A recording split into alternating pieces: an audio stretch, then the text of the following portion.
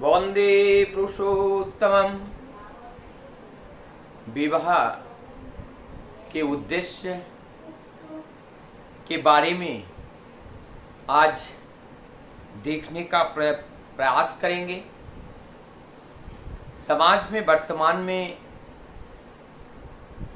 विवाह का जो असली रूप है वो देखने को नहीं मिल रहा है। विवाह का शाब्दिक अर्थ होता है विशेष को वहन करना, और विशेष को वहन होती हैं, कैरी करते हैं, वो एक माध्यम होते हैं संतान के माध्यम से दूसरे संतति तक पहुंचना। और वो संतान का जो माध्यम होते हैं वो माता पिता से उस संतान का जन्म होता है। कितना विचित्र है इस दुनिया में जो दो व्यक्ति और उस दो व्यक्तियों में एक आत्मीयता, एक निकटता का जो खास प्रमाण है वो तब होता है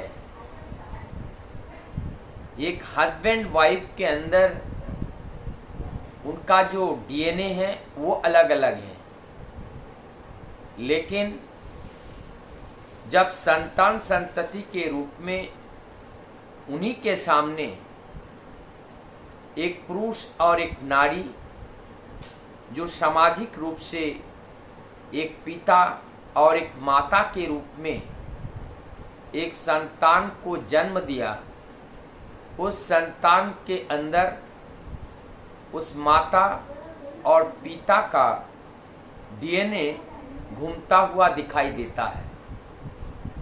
जरा कल्पना से अतीत लगता है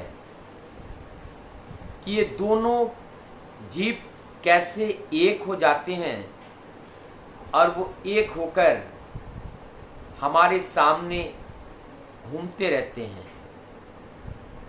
और उन्हीं के अंदर जो ब्लड हैं, जो कैरेक्टर्स हैं, हमारी वो कैरेक्टर्स दोनों माता पिताओं का जो कैरेक्टर्स हैं वो संतान के अंदर कैरी करके पहुंचता है, और जो जीवंत रूप से हमारे सामने वो घूमते रहते हैं, और उस मिलन चिन्ह को देखकर दोनों जो पिता माता है उनके एक दूसरे के प्रति जो बंधन वो और मजबूत होता है। और ये बंधन की मजबूती केवल शारीरिक सुख, संतान उत्पत्ति के माध्यम से नहीं प्राप्त होती है। एक दूसरे के अंदर जो टान है, एक दूसरे के प्रति जो प्यार है, वो केवल धर्म प्राण जीवन के माध्यम से ही ये संभव है। मूल बात, मूल विषय जिसको हम करना चाह रहे थे उस मूल विषय पर लौट के आते हैं। विवाह का उद्देश्य अगर हम देखते हैं, इस विवाह के माध्यम से जो संतान संतति होती है उनके अंदर जो भाव हैं, उनके अंदर जो संस्कार हैं, उस संस्कार को इवॉल्व करना है, उस संस्कार को संस्कारित करना है। क्योंकि समाज को सुंदर रूप से आकार देना है, और उस सुंदर रूप देने के लिए हम ही एक कड़ी हैं, एक लिंक है। इसीलिए जब हम चाहेंगे उन्नत हो हमारा संतान, तो उससे पहले उन्नत हमें ही होना पड़ेगा। तो विवाह में विशेष गुणवान एक लड़की, गुणवान एक लड़का को छांटा जाता है। फिर उन दोनों के अंदर जो जेनेटिक कैरेक्टर्स हैं वो अपने संतान के अंदर प्रवाहमान होकर निरंतरता के साथ जनरेशन टू जनरेशन चलती रहती हैं। और जब हमारा लक्ष्य ऊंच के प्रति होती है तभी निरंतर हमारे जीवन में परिवर्तन होता रहता है।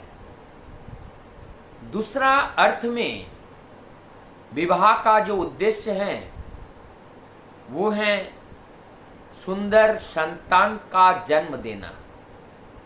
एक तरफ सुंदर संतान का जन्म देना, दूसरी तरफ वो सुंदर संतान तभी होता है जब उनके अंदर उच्च संस्कार से भरा हुआ होते हैं। अब इस विवाह के उद्देश्य को परिपूर्ण करने के लिए जब हम सोचते हैं उससे पहले वो नारी और पुरुष के अंदर 4 तरह का आचरण या आश्रम के बारे में बताया गया है।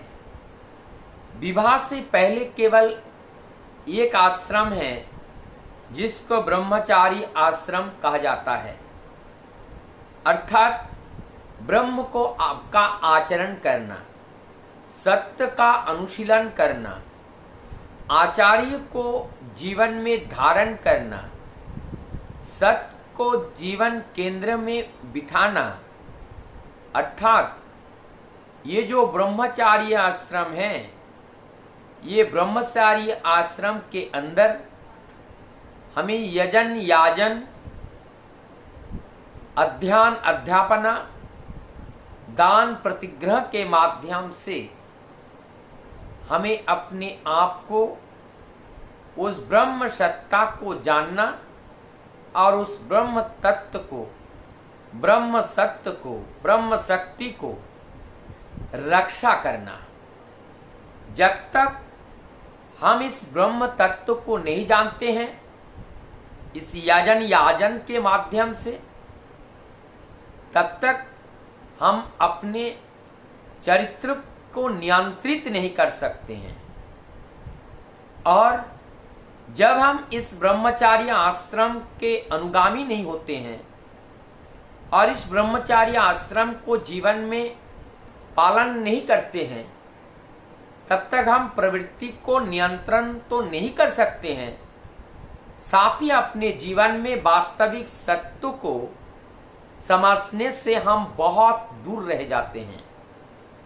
वास्तविक सत्य को समझने के लिए हमें ब्रह्मचार्य का पालन करना अति आवश्यक है, क्योंकि इसके बिना हमारी जो नियंत्रण है, चारित्रिक नियंत्रण, व्यावहारिक नियंत्रण, ये संभव नहीं है।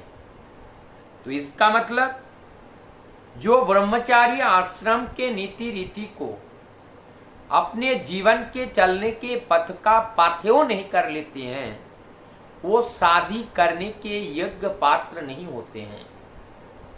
ये विहित अनुशीलन के माध्यम से जब इस सांसारिक जीवन के अंदर प्रवेश करते हैं तब उनकी प्रखरता, उनकी दूरदृष्टता, दूरदर्शिता और उनके अंदर जो संयम नियम को पालन करके चलने की जो शक्ति होती है वो बहुत ज़्यादा होती है।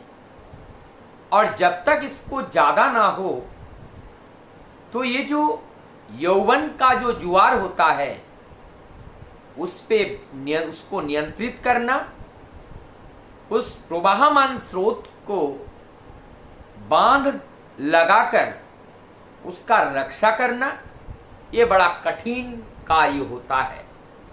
इसलिए जीवन में जब तक हम ब्रह्मचार्य पालन नहीं करते हैं तब तक हम शादी के योग्य नहीं होते हैं।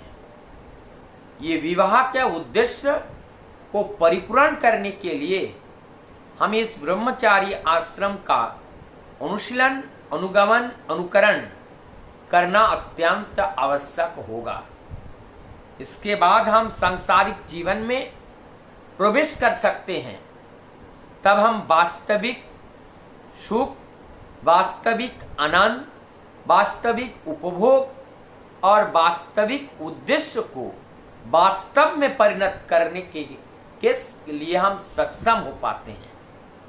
गृहस्थ जीवन के बाद हमारा जीवन आता है वानप्रस्थ जीवन। वानप्रस्थ जीवन अर्थात हमारी ये जो गृहस्थ जीवन को जब हम छोड़ते हैं, ये 60 साल से 8 साल 80 साल तक हमारा जीवन का ये वानप्रस्थ जीवन होता है। ये सेवापरायण जीवन होता है। दूसरे की सेवा करना, समाज की सेवा करना और विभिन्न तरह के निष्पेषित लोगों का केवल लोक हित कार्य में नहीं, ये सृष्टि जगत के सृजन प्रगति की रक्षा के लिए जो कार्य करना उचित है, उस कार्य में हमें अंशी बनना है। उस कार्य के भागीदारी में हमें भाग लेना है। नहीं तो हमारा ये वानप्रस्थ जीवन का जो वास्तविक उद्देश्य है वो परिपूर्ण नहीं होगा। वानप्रस्थ के बाद आते हैं संन्यास जीवन। संन्यास जीवन का मतलब होते हैं सम्यक रूप से न्यस्त हो जाना, अंदर और बाहर से तृप्ति हो जाना। हमारी वृत्ति प्रवृत्तियों का जो तृष्णाएं हैं अंदर और बाहर से पूरी तरह से नियंत्रित हो जाना, यह हमारी संन्यास आश्रम के अंतर्गत आता है। इस विवाह का उद्देश्य को ध्यान में रखते हुए हमें आज अपने परिवार के लड़के लड़कियों की शादी कराने के लिए प्रोत्साहन करना होगा। शादी के लिए कौन उपयोगी है और किन को कैसे किस वर को ढूंढना है, और ये सारी चीजें उनके जानकारी में रखना होगा। जब तक उनके जानकारी में नहीं रहेगा तब तक वो विवाह को ना समझते हुए नासमझी कर बैठेगा। और जो प्रतिलम विवाह वो क्या होते हैं, वो परिवार घातिनी, अपने व्यक्ति जीवन को भी नुकसान करते हैं। वो समाज घातिनी होते हैं, वो राष्ट्र घातिनी होते हैं। ठाकुर जी ऐसे कहते हैं, प्रतिलोम में कू का जन्म होता है, उससे राष्ट्र और समाज का पतन होता है। इसलिए ये कू का जन्म ना हो, राष्ट्र और समाज का पतन ना हो। ठाकुर जी और एक पानी देते हैं, इष्ट को अगर अपने जीवन में केंद्र बिंदु बनाकर उनके अनुसरण करते हुए, उनका नीति विधि का अनुपालन करते हुए यदि हम नहीं चलते हैं तो क्या होता है, जिस तरह से गांव में एक घर में जो झुग्गियां होती थी या बन या फूस की जो झुग्गियां होती थी, एक घर में आग लगने पर समस्त गांव में आग लग जाती थी।